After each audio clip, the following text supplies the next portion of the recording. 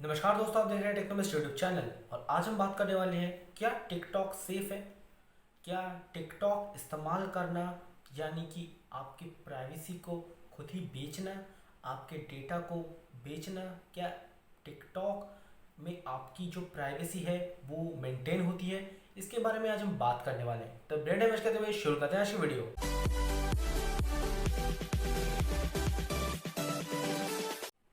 अगर आपने हमारा पहला वीडियो मतलब टेक न्यूज़ का एपिसोड 3 अगर देखा होगा तो हमने उसमें बताया था कि टिकटॉक ने कुछ रूल्स तोड़े हैं यूनाइटेड स्टेट्स में। तो वो क्या है? तो टिकटॉक ने यूनाइटेड स्टेट्स के कुछ ऐसे रूल्स तोड़े हैं जो है चिल्ड्रन प्राइवेसी के लिए जो रूल्स हैं वहाँ कॉपा के, वो रूल तोड़े गए हैं।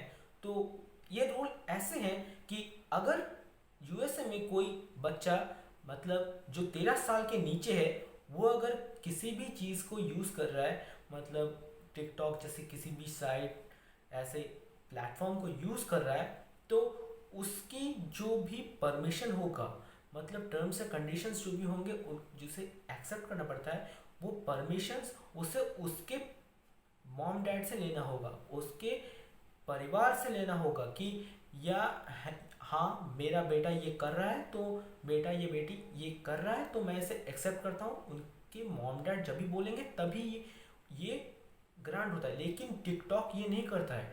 टिकटॉक ऐसा कुछ नहीं करता, अगर यूज़र चाहे तो उसे एक्सेप्ट करके निकल जाता है। तो इसी वजह से यूएस में टिकटॉक के खिलाफ ये चीज़ हुआ है। तो अब बात करते हैं, ये तो हो गई जो चिल्ड्रंस की बात है, चिल्ड्रंस जो प्रोटेक्शन ये कॉपा की बात हो गई। तो अब क्या सचमुच टिकटॉक सेफ है? तो इसके बारे में आज हम बात करते हैं। तो देखिए, इससे पहले भी टिकटॉक के ऊपर बहुत सारे आरोप लग चुके हैं कि टिकटॉक जो है ये हमारे डेटा को चाइना भेजता है, चाइना के सर्वर्स में स्टोर करता है। तो अब आप पूछेंगे कि ये इसमें बुरा क्या है? तो देखिए, इसमें बुरा ये है कि चाइनीज़ गवर्नमेंट का उनके वहाँ के जितने भी कंपनीज हैं उनका पूरा कंट्रोल है। अगर चाइनीज़ गवर्नमेंट चाहे तो उनके वहाँ के जितने भी कंपनीज हैं उनके सर्वर में जो भी डेटा मौजूद है वो सब अपने पास ला सकते हैं और देख सकते हैं उसे पूरी तरह से। तो ये एक दिक्कत है।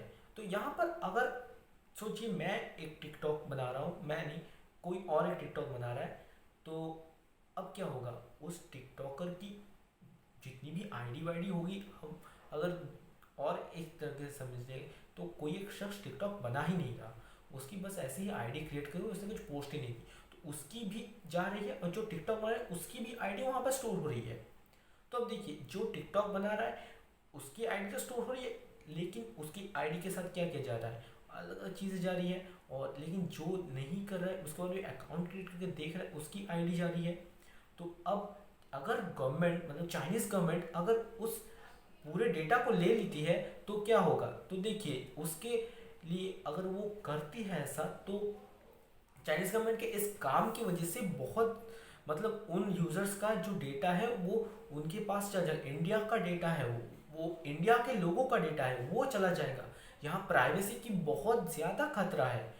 टिकटॉक यूज़ करना मतलब प्राइवेसी को बहुत ज़्यादा खतरा इस तरह से अगर देखे।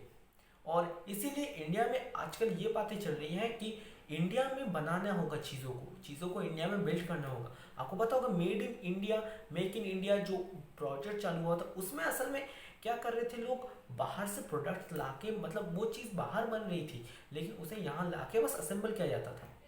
तो ये चीज़ बंद करने के लिए मतलब अभी ये इस चीज़ को बंद करके अभी क्या चाह रही है लोग कि जो भी ये नए नए प्लेटफॉर्म्स आ रहे हैं ये इनके सर्वर्स इंडिया में ही हो, जिससे मदद से कि इंडिया का जो डेटा है वो इंडिया में स्टोर है, उससे प्राइवेसी को कोई ज़्यादा खतरा नहीं होगा। क्योंकि देखिए, इंडिया में कोई ऐसा रूल नहीं है कि आप अगर इसमें काम कर रहे हैं तो मतलब कोई एक कंपनी है तो उस कंपनी को पूरा उसका डेटा सरकार को पूरा दिखाना होगा, ऐसा कोई कानून नहीं। लेकिन चाइना में ऐसा है, ऐसा सिस्टम है, तो वहाँ पर प्राइवेसी का बहुत ज़्यादा खतरा होगा। स्पेशली हमारे डेटा को इंडिया के मतलब चाइना के अलावा बाकी दूसरे के देश के डेटा अगर ऐसा करे तो बहुत ज़्यादा खतरा हो सकता है। तो क्या खतरा हो सकता है? मतलब कोई शख्स वीडियो बना रहा है उस पर कितना खतरा हो सकता है? तो देखिए, इस डिजिटल वर्ल्ड में डेटा बहुत ज़्यादा कीमती है। किसी भी तरह का डेटा, आप सोच रहे हैं कि आपका डेटा बहुत मामूली है, लेकिन ऐसे ही छोटे छोटे डेटा से मिलकर बहुत बड़ा डेटा पैक बनता है। तो आप जितना इसे सिंपल समझते हैं कि आपका डेटा चला भी गया तो क्या फ़र्क पड़ता है, ऐसा मत समझिए, अपनी प्राइवेसी को समझिए। तो मेरे हिसाब से टिकटॉक यूज़ करना मतलब खुद के पैर पे खुद ही कुल्हाड़ी मारना है। अगर टिकटॉक अपने जो डेटा है उसे चाइना में स्टोर कर रहा है या फिर किसी और दूसरे देश में स्टोर कर रहा है, तो इस हिसाब से आपकी प्राइवेसी बहुत ज़्यादा खतरे में है।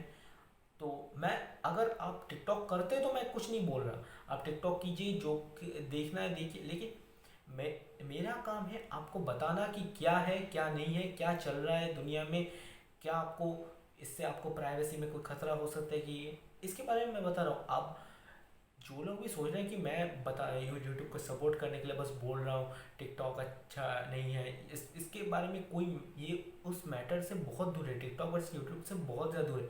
मैं यहाँ आपको बस समझाने की कोशिश कर रहा हूँ कि टिकटॉक में क्या है, मैं उसके बारे में बता रहा हूँ बस, कि प्राइवेसी का क्या खतरा वतरा है ये बता रहा हूँ बस। अगर आपको ये वीडियो अच्छी लगी तो वीडियो को लाइक कीजिए, जितना हो सके वीडियो को शेयर कीजिए, और कमेंट करके मुझे बताइए कि आपको किस टॉपिक में वीडियो चाहिए। और अगर आप चैनल में नए हैं तो चैनल को सब्सक्राइब करना मत भूलना, और बेल नोटिफिकेशन को तो ज़रूर ऑन करना। तो मैं मिलता हूँ तुमसे किसी और वीडियो में, तब तक के लिए bye bye. To the highways, till my shadow turns to sun rays.